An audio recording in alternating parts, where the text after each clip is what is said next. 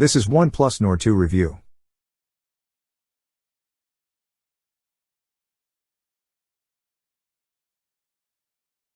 If you desire 12 GB of RAM and 256 GB of storage, the price increases to £469, about $650, 875 Australian dollars.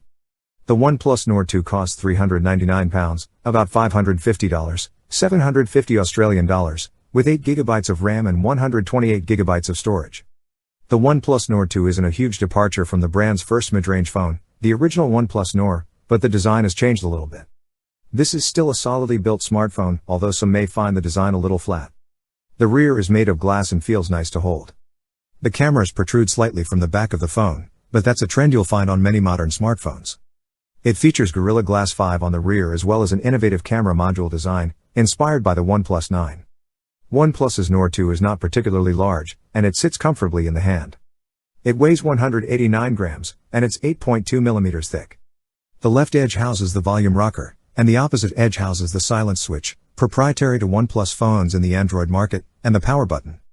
That silence button allows you to switch between either silent mode, vibrate mode, or full volume.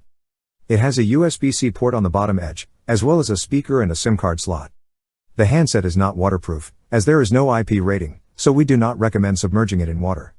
The OnePlus Nord 2 is equipped with a 6.43-inch 1080 by 2400 resolution AMOLED display with 409 pixels per inch and a 90 Hz refresh rate.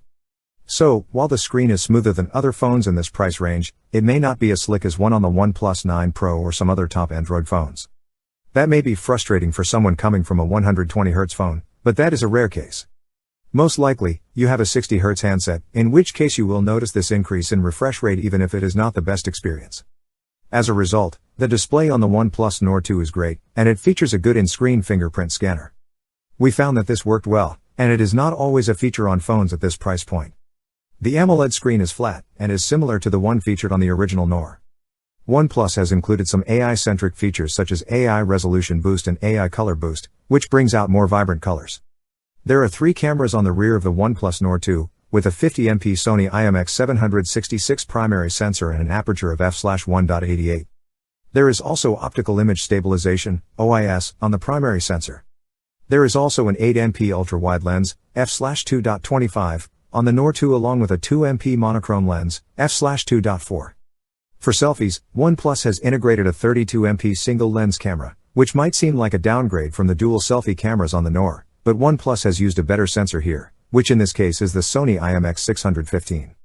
A top-notch camera is built into the OnePlus Nord 2, one that not only shines in the daylight, but also excels in low-light conditions with its night mode.